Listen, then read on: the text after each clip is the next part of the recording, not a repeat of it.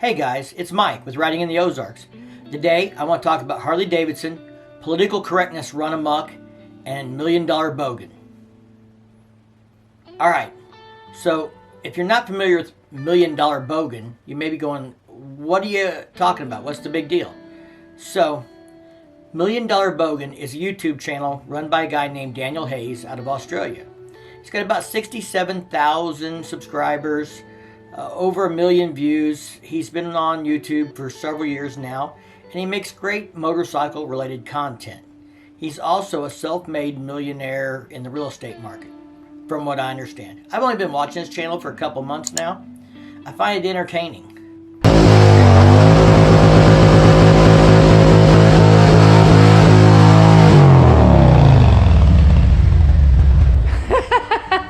How cool is that? Hang on. I've got to clean it up now.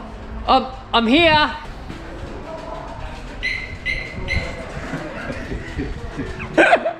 I'm here. Well, what's this got to do with political correctness and Harley Davidson?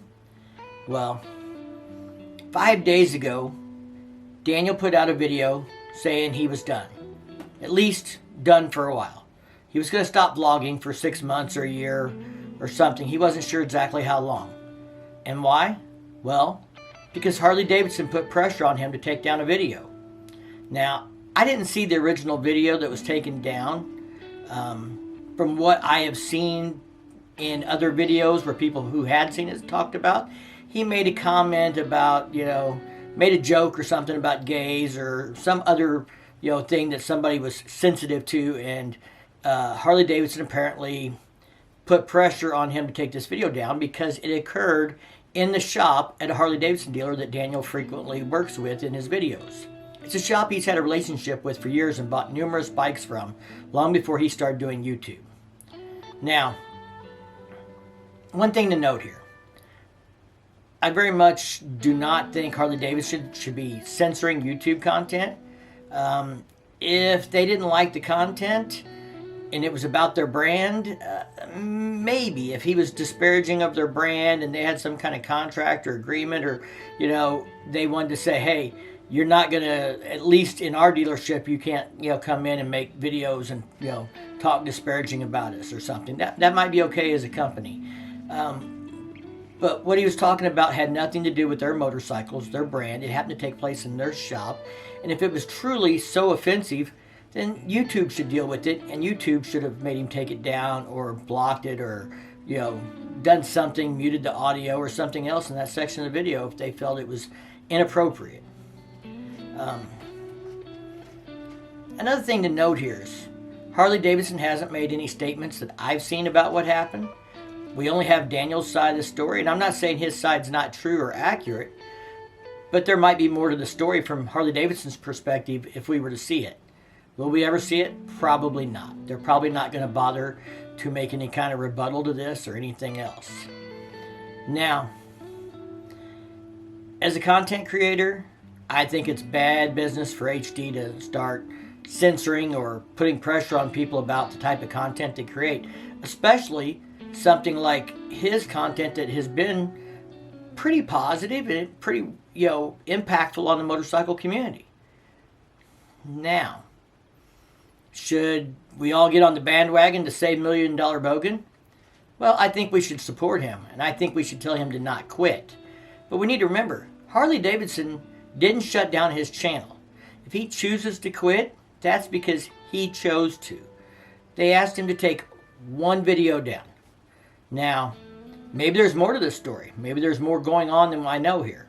But it's as simple as one video and now I'm going to quit doing YouTube. Well, we need to be a little thicker skinned than that. This is a game on YouTube's platform. We have to play by their rules. We don't get to create whatever we want and put whatever we want to do, say whatever we want. There are guidelines and restrictions already in place on YouTube about what we can say or what we can do. And maybe not everybody's aware of those things, but they exist. You're playing in YouTube's sandbox and you have to play by their rules. Well, from what I understand, Daniel's done some great things for raising funds and awareness for men's mental health, and he's done other positive things. And people like his content and they don't want him to quit. So, Daniel, if you see this video, I hope you don't quit. But if you quit, that's on you. That's not on Harley Davidson. It's one video. And are you going to let that one video outweigh all the good you have done or can do if you continue on? That's your decision, and one you have to make for you. I'm not judging you either way. I hope Daniel keeps putting out content. I hope Harley Davidson focuses on fixing their brand, fixing their motorcycles, making better motorcycles, appealing to their core demographic, and staying out of the political arena. I think way too many U.S. companies are involved in political agendas and social justice agendas and things of that nature that as a company, they probably should stay out of. As a consumer, I vote with my dollar. That's just the American way. That's the way I was raised. If you don't like the way a company does business or the things they stand for, don't spend your money with them. I don't buy Nike tennis shoes. I don't buy Levi's anymore. I've wore Levi's for 40-some years, and I switched to a different brand because I didn't agree with some of their political agenda stuff and some lobbyists that they've backed. So I vote with my dollar. But I don't stop wearing blue jeans altogether. I just go to a different brand if this brand's got a political issue and we have a conflict. So, Daniel, try an Indian. See if you can borrow an Indian. Go do a video on that. See if you can't have a positive impact on the world, and not support Harley Davidson if that's the way you choose to, rebuttal their pressure on you about your video. I know you have a great relationship with the guys at the dealership there, and I'm sure you don't want that to end. It's a tough decision, man, and I wish you the best.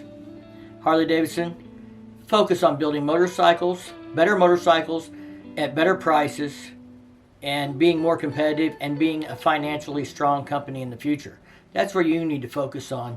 Quit worrying about what one YouTuber says in a video and who it might offend and how it reflects on your brand. You had a really simple rebuttal for that. We don't dictate the content Daniel Hayes puts on his channel. We're not associated or affiliated with him in any official capacity. And we have no influence over the content he chooses to create. If you don't think the content's appropriate, file a complaint with YouTube. End of story. When Ford was put pressure on to stop making vehicles for the police because of BLM, their response is, we're in the automotive business. We're in the business of making vehicles and selling them to customers. And that's what we're going to continue to do. They didn't fall under political pressure and say, we can't sell vehicles to the police anymore because that upsets people that support Black Lives Matter.